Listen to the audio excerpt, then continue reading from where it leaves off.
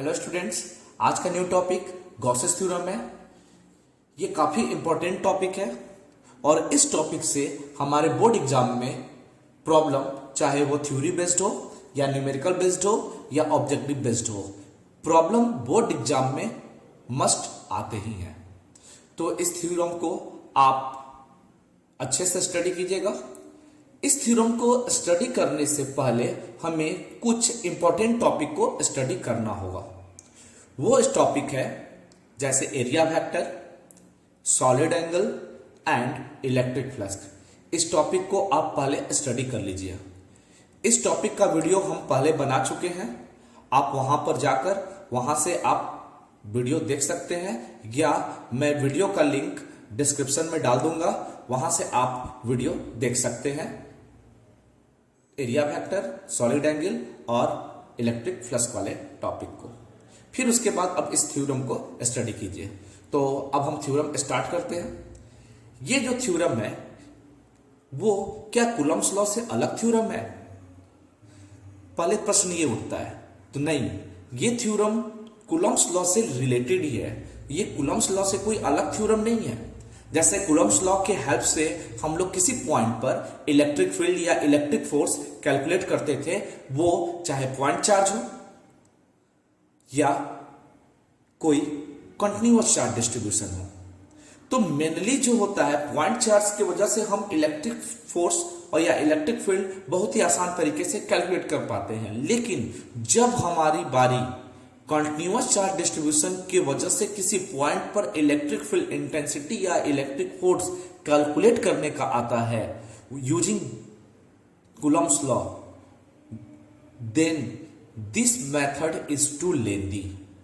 क्योंकि Coulomb's law के method से हम लोग किसी पॉइंट पर इलेक्ट्रिक फोर्स या इलेक्ट्रिक फील्ड इंटेंसिटी कैलकुलेट तो करते हैं, लेकिन वो प्रोसेस काफी लेंदी होता है, उसमें समय ज्यादा लगता है, कैलकुलेशन ज्यादा है। लेकिन जब हम गॉस थ्योरम को पढ़ेंगे तो गॉस थ्योरम के आधार पे भी हम लोग electric field intensity continuous charge distribution की वजह से कैलकुलेट कर पाते हैं। अब ये कंटिन्यूअस चार्ज डिस्ट्रीब्यूशन की वजह से किसी पॉइंट पर जो इलेक्ट्रिक फील्ड इंटेंसिटी का जो कैलकुलेशन है वो काफी आसान कर देता है। हम लोग बहुत ही कम समय में किसी पॉइंट पर कंटिन्यूअस चार्ज डिस्ट्रीब्यूशन, चाहे वो लीनियर चार्ज डिस्ट्रीब्यूशन हो, सरफेस हो या वॉल्यूम चार्ज डिस्ट्रीब्यूशन हो, उनके सराउंडिंग में किसी भी पॉइंट पर हमें इलेक्ट्रिक फील्ड इंटेंसिटी कैलकुलेट करने के लिए पूछेगा, तो वैसी स्थिति में हम आसानी से सिमेट्रिक शेप वाले बॉडी की वजह से किसी पॉइंट पर इलेक्ट्रिक फील्ड इंटेंसिटी कैलकुलेट कर लेंगे बाय यूजिंग गॉस थ्योरम। तो गॉस थ्योरम से हम लोग काफी आसानी तरीके से हम लोग किसी पॉइंट पर इलेक्ट्रिक फील्ड इंटेंसिटी कैलकुलेट कर पाते हैं। तो इस थ्योरम का यूज इलेक्ट्रिक फ्लक्स के आधार पर है। यह थ्योरम कहता क्या है कि यदि कोई क्लोज सरफेस है और उस क्लोज सरफेस के अंदर कोई चार्ज प्रेजेंट हो, तो उस क्लोज सरफेस से लिंक हो रहा जो इलेक्ट्रिक फ्लक्स होगा वह 1/ε0 times the total charge inside that surface. कहने का मतलब यह हुआ कि अगर हम मान लिया कि एक क्लोज सरफेस वो सिमेट्रिकल शेप में है एज ए स्फीयर, इसके सेंटर पर सपोज दैट इनसाइड एक चार्ज क्यू प्रेजेंट है, तो इस सरफेस से कितना इलेक्ट्रिक फ्लक्स लिंक करेगा। तो गॉस थ्योरम के आधार पर जो इलेक्ट्रिक फ्लक्स होता है वह 1/ε0 times the total charge inside that surface. मान लीजिए इस सरफेस के अंदर कैपिटल क्यू था, तो 1/ε0 times the total charge inside that surface. तो ये कोई जरूरी नहीं है कि हम लोग उस चार्ज को इनक्लोज करने के लिए कोई सिमेट्रिक शेप ही बनाए।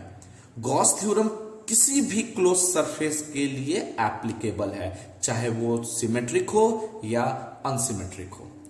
जैसे मान लीजिए ये हमारा इरेगुलर शेप वाले बॉडी है। इस बॉडी के अंदर बहुत सारे डिफरेंट पॉइंट पर चार्जेस प्रेजेंट है, Q1, Q2, Q3, Q4। तो इन चार्जेस के वजह से जो इस सरफेस से, यानी ये इरेगुलर सरफेस से जो इलेक्ट्रिक फ्लक्स लिंक करेगा वो electric flux 1/ε0 times the total amount of electric charge inside that surface, यानी टोटल अमाउंट तो चार्ज हमेशा एडिटिव नेचर होता है, तो सबको हम लोग ऐड कर देंगे टोटल अमाउंट कैलकुलेट करने के लिए। तो इस तरह हमारा ये सारे को मैंने ऐड कर दिया। तो इस तरह phi is equal to 1/epsilon0 times the total amount of electric charge present inside that surface. Also we can write 1/epsilon0 times the summation qi। Suppose that 4 charge है तो i इज इक्वल टू 1 से i is equal to 4। अगर n charge होगा तो i is equal to 1 से i is equal to n तक होगा। लेकिन जो भी चार्जेस होने चाहिए वो इस क्लोज सरफेस के अंदर ही होना चाहिए। अगर सपोज दैट q5 कोई चार्ज इसके सराउंडिंग में प्रेजेंट है तो अब इस चार्ज को हम काउंट नहीं करेंगे, तो हमारा ऐसी स्थिति में भी इस सरफेस तो जो इलेक्ट्रिक फ्लक्स लिंक करेगा वो वैल्यू ये भी होगा 1/epsilon0 q1 plus q2 plus q3 plus q4। तो ये हमारा गॉसेस थ्योरम कहता है।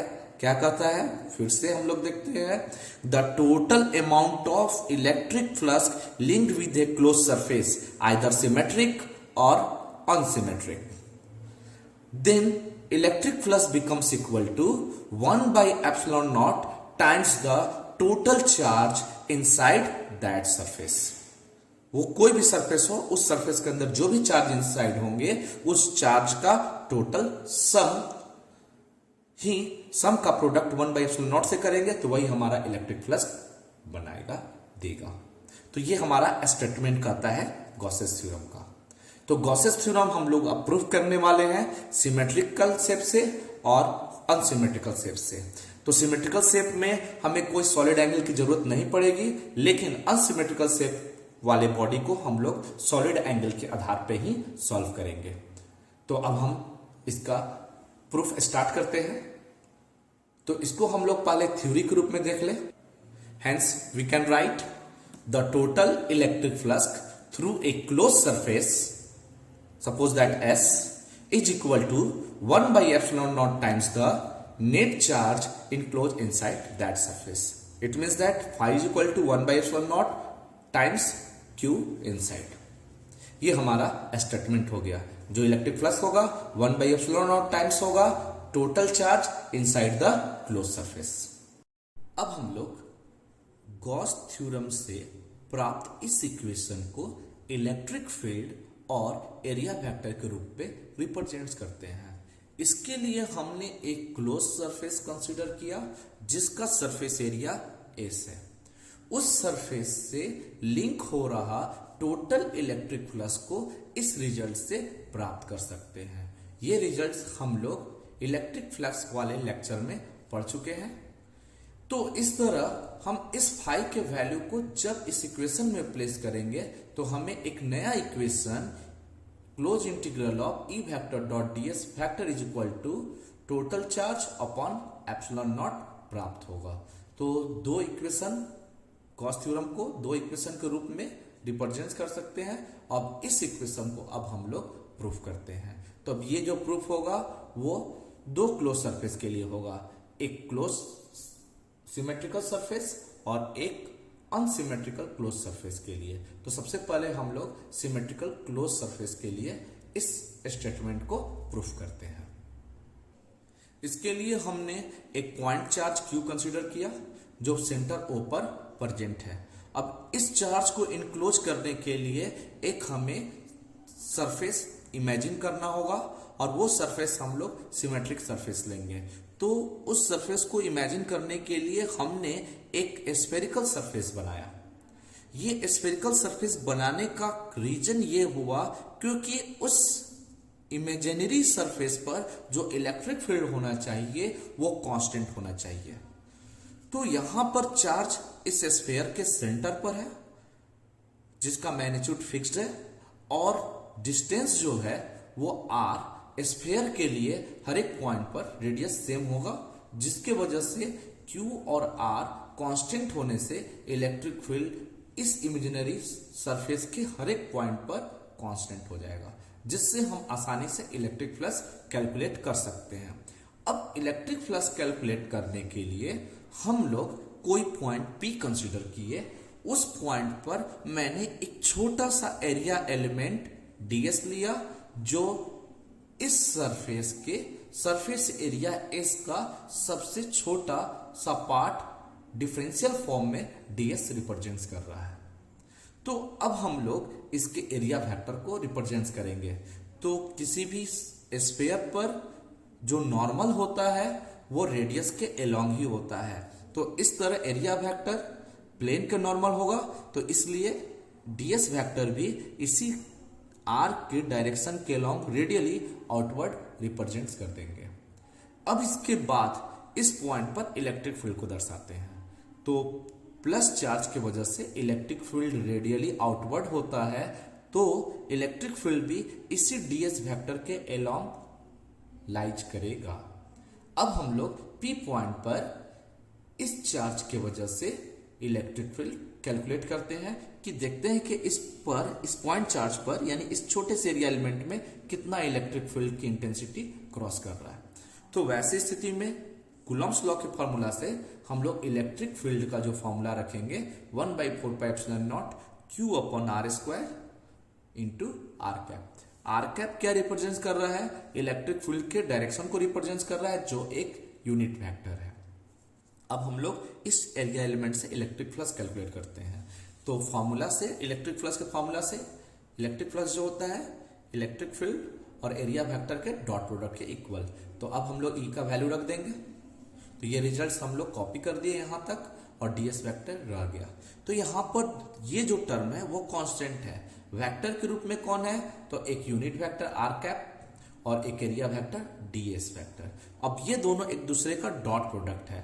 तो डॉट प्रोडक्ट के फॉर्मूले पर जब ब्रेक करेंगे, रिजॉल्व करेंगे, तो मेरा फॉर्मूला जो मिलेगा ये टर्म तो कांस्टेंट ही रह गया, आर कैप का मॉड ds वेक्टर का mod into cos 0 degree. cos 0 degree r और ds के बीच का एंगल को रिप्रेजेंट कर रहा है जो सेम डायरेक्शन में है। तो इस तरह हमारा थीटा 0 हो गया। तो रिजल्ट हमको d = ये प्राप्त होगा, जिसमें यूनिट वेक्टर r कैप है जिसका मैग्नीट्यूड 1 हुआ, cos 0 का वैल्यू 1 हुआ। तो इस तरह रिजल्ट यही रह जाएगा। तो इसको इक्वेशन फर्स्ट मान लिया। अब हम लोग पूरी सरफेस की वजह से इलेक्ट्रिक फ्लक्स कैलकुलेट करते हैं। तो पूरे सरफेस के लिए इलेक्ट्रिक फ्लक्स कैलकुलेट करने के लिए इस छोटे से पार्ट वाले इलेक्ट्रिक फ्लक्स को इंटीग्रेट करेंगे, यानी इस इक्वेशन को इंटीग्रेट करेंगे। तो total electric flux linked with the whole Gaussian surface, this becomes equal to integration of the equation first, यानी फर्स्ट इक्वेशन का ये इंटीग्रल फॉर्म है। अब इस इंटीग्रल फॉर्म में हम लोग अब लोअर लिमिट और अपर लिमिट के बारे में सोचते हैं। तो लोअर और अपर लिमिट के बारे में जो भी वैल्यू रखते हैं, जो भी हम लोग कंसिडरेशन होगा, वो हमारा देखेंगे कौन सा टर्म वेरिएबल है। तो यहां पर इस इक्वेशन में ये पूरा टर्म कांस्टेंट है। वेरिएबल कौन है? एरिया। जब एरिया वेरिएबल है तो जो भी लिमिट होगा लोअर हो और अपर, वो दोनों लिमिट एरिया के रिगार्डिंग ही होगा। तो अब हम फिगर में देखते हैं। इस फिगर में सबसे छोटा एरिया एक पॉइंट होगा जिसका एरिया 0 हो गया, और सबसे बड़ा एरिया सरफेस ऑफ स्फीयर होगा जो एरिया 4πr²। तो इस तरह हम लोग यहां पर लिमिट लोअर लिमिट 0 और अपर लिमिट सबसे बड़ा एरिया 4πr²। जब एरिया आपका पॉइंट एरिया होगा यानी जिसका एरिया 0 होगा तो फ्लक्स भी 0 होगा। और मान लिया कि जब एरिया 4πr² है तो फ्लक्स लिंक हो रहा 5 है, तो d5 का इंटीग्रेशन 5 हो जाएगा, लिमिट 0 to 5, और इसमें ये टर्म कांस्टेंट आ गया बाहर। तो ds का इंटीग्रेशन s हो गया, वो भी lower to upper limit 0 to 4πr²। जब हम इस वैल्यू को प्लेस करेंगे यानी upper limit minus lower limit करेंगे तो 4πr² माइनस 0 सिर्फ 4πr² रह जाएगा, और यहाँ पर 5 माइनस 0 सिर्फ 5 रह जाएगा। तो इसमें हम 4π और 4π को कैंसिल आउट करेंगे, r² को कैंसिल करेंगे, तो इस तरह phi = 1/ε0 इंटू Q हमें प्राप्त हो जाएगा, जो एक गॉस थ्योरम के स्टेटमेंट को रिप्रेजेंट कर रहा है। अब हम लोग गॉस थ्योरम के जो स्टेटमेंट है उसको अनसिमेट्रिक क्लोज सरफेस के लिए प्रूफ करते हैं। इसके लिए हमने एक चार्ज प्लस Q मान लिया जो पॉइंट O पर प्रेजेंट है। अब इस चार्ज को एक इमेजिनरी सरफेस जो है वो इरेगुलर शेप में है, वो इनक्लोज कर रहा है। तो इस चार्ज की वजह से इस सरफेस पर जो इलेक्ट्रिक फील्ड होगा वो हर एक पॉइंट पर अलग अलग होगा। तो ऐसी स्थिति में टोटल इलेक्ट्रिक फ्लक्स इस क्लोज सरफेस से क्या होगा वो हम लोग सॉलिड एंगल के कॉन्सेप्ट से प्राप्त करते हैं। तो इसके लिए हमने सबसे पहले एक छोटा सा एरिया एलिमेंट डीए कंसीडर किया, जो इस पूरे क्लोज सरफेस जिसका एरिया ए है उसका एक छोटा सा पार्ट है। इस पर डीए जो वेक्टर है वो इस एरिया एलिमेंट के एरिया वेक्टर को रिप्रेजेंट कर रहा है जो इसके प्लेन के परपेंडिकुलर है। पॉइंट चार्ज Q इस पॉइंट P से R दूरी पर प्रेजेंट है, मैंने सपोज कर लिया।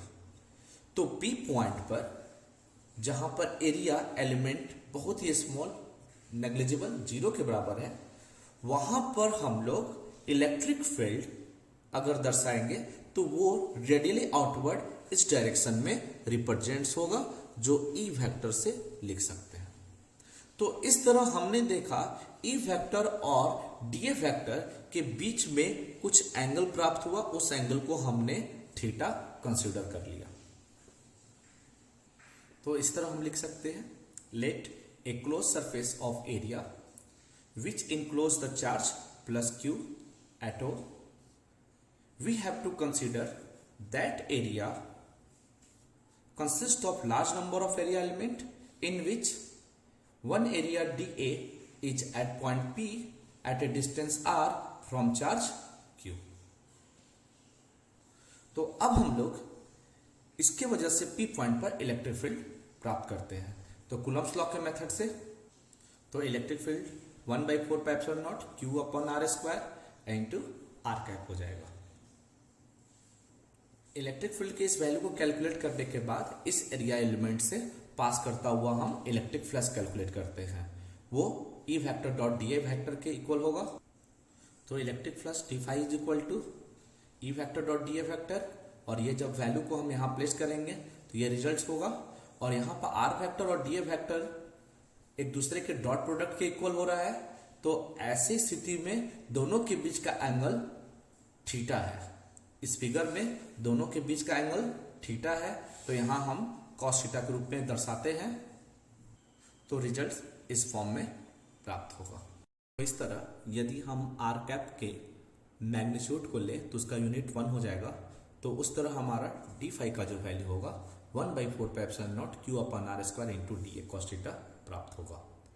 अब हम लोग total electric flux through the given close surface प्राप्त करेंगे। तो उसके लिए इस टर्म को इंटीग्रेट करेंगे क्लोज इंटीग्रल के फॉर्म में। तो जब हम इंटीग्रेट करेंगे तो हमारा जो टोटल इलेक्ट्रिक फ्लक्स होगा उस होल क्लोज सरफेस के लिए इस फॉर्म में प्राप्त होगा, close integral of this equation. अब हम इस इक्वेशन में देखते हैं कि कौन से टर्म कांस्टेंट है और कौन से टर्म वेरिएबल है। तो यहां जो टर्म कांस्टेंट है वो है 1/4πε0, वो तो कांस्टेंट है। चार्ज ओ पॉइंट पर फिक्स्ड है, वो भी कांस्टेंट है। लेकिन ये DA cos theta upon R square है, ये वेरिएबल है। अब कैसे वेरिएबल हुआ वो हम लोग पीछे फिगर में, इस फिगर में R जो है O से लेकर एरिया एलिमेंट जो पॉइंट P पर है वहां की दूरी को रिप्रेजेंट कर रहा है। यदि हम P पॉइंट को कहीं और पोजीशन पर ले तो R की वैल्यू कुछ और होगी। यदि P पॉइंट यहां हो तो R की वैल्यू कुछ और हो जाएगी, यहां हो तो वैसी स्थिति में R की वैल्यू और कम हो जाएगी, अदर वैल्यू को रिप्रेजेंट करेगा। उसी तरह यहाँ यानी किसी भी पॉइंट पर आप R के वैल्यू को लो, यानी P को कंसीडर करेंगे तो R का जो वैल्यू होगा वो बदलता चला जाएगा। तो इस तरह हमारा R वेरिएबल है। और DA cos थीटा जो है, जब R वेरिएबल होगा तो वैसी स्थिति में थीटा भी वेरीज करेगा। तो जो DA का जो कंपोनेंट है DA cos थीटा वो भी बदलेगा। तो यहाँ DA जो है वो इलेक्ट्रिक फील्ड के एलोंग होगा। तो हर एक स्थिति में किसी भी पॉइंट पर आप लोगे तो DA वेक्टर का जो कंपोनेंट होगा वो हमेशा इलेक्ट्रिक फील्ड के एलोंग ही लेना है। तो वैसी स्थिति में थीटा हर एक पॉइंट पर अलग अलग होगा। तो इस तरह DA cos theta upon R square ये एक वेरिएबल वैल्यू को रिप्रेजेंट कर रहा है। अब हम लोग सॉलिड एंगल के कॉन्सेप्ट से समझते हैं। सॉलिड एंगल के कॉन्सेप्ट से यदि इस एरिया एलिमेंट को पॉइंट O से ज्वाइन करते हैं तो इस तरह हम लोग को एक कॉनिकल शेप की आकृति प्राप्त होगी। अब ये जो कॉनिकल शेप का जो एरिया होगा, इस कॉनिकल शेप का जो भी कॉनिकल शेप हुआ है उसका जो एरिया प्राप्त होगा वही एरिया सॉलिड एंगल को रिप्रेजेंट करेगा। तो ऐसी स्थिति में डीए का जो कंपोनेंट है यहां पर वो प्राप्त हुआ है डीए कॉस थीटा। तो यदि अगर हम देखिए ये एक एरिया है, एरिया का एरिया वेक्टर सरफेस के नॉर्मल, तो अब ये भी तो एक एरिया रिप्रेजेंट कर रहा है। तो अब ये क्या होगा, तो इस डायरेक्शन में लाइज कर रहा है, तो इस डायरेक्शन में लाइज होना चाहिए, यानी ये डीए कॉस थीटा का प्लेन इस तरह होना चाहिए कि ये एरो उसके प्लेन के परपेंडिकुलर हो। तो वैसी स्थिति में हमारा जो एक नया एरिया बनेगा वो कुछ ऐसा होगा, इस फॉर्म में होगा, और इसी का जो एरिया है वो डीए कॉस थीटा है। यानी ये जो रिजल्ट्स हो गया वो हो गया डीए कॉस थीटा, और इसका एरिया फैक्टर इसी के डायरेक्शन के लॉन्ग है। तो सॉलिड एंगल के कॉन्सेप्ट में हम लोगों ने इक्वेशन को, जब हम लोग इस ट्रायंगल के इक्वेशन को सिमिलर किया था तो उस तरह हम लोगों ने प्राप्त किया था ये जो एंगल होगा वही हमारा d A cos theta upon r square के इक्वल होगा, और वो भी होगा सॉलिड एंगल जिसको डी ओमेगा से रिप्रेजेंट कर सकते हैं। तो इस तरह हम इस एंगल को डी ओमेगा लिख सकते हैं। तो ये D omega DA cos theta upon इस वैल्यू आर स्क्वायर के इक्वल होगा। इस चीज को हम लोग सॉलिड एंगल वाले लेक्चर में पढ़ चुके हैं। तो इस तरह हम लिख सकते हैं d A cos theta upon r square, this becomes equal to ये q upon 4 pi epsilon naught, और ये close integral of d omega. अब हम लोग किसी भी क्लोज सरफेस का जो सॉलिड एंगल होता है वो 4 पाई के बराबर होता है। तो इस तरह फाई इज इक्वल टू जो रिजल्ट प्राप्त होगा q upon 4 pi epsilon not into 4 पाई, ये 4 पाई कैंसिल हुआ तो फाई का रिजल्ट हो गया 1 by epsilon not into Q. तो इस तरह कोई भी इरेगुलर शेप वाला बॉडी यदि कोई चार्ज को इनक्लोज करता हो तो उस सरफेस से लिंक हो रहा इलेक्ट्रिक फ्लक्स जो होगा वह 1 by epsilon not into total charge के इक्वल होगा। ये हमारा गॉस थ्योरम का स्टेटमेंट है, और ये हमारा जो प्रूफ है वो इरेगुलर शेप के लिए है। तो इस तरह हमने गॉस थ्योरम को प्रूफ किया।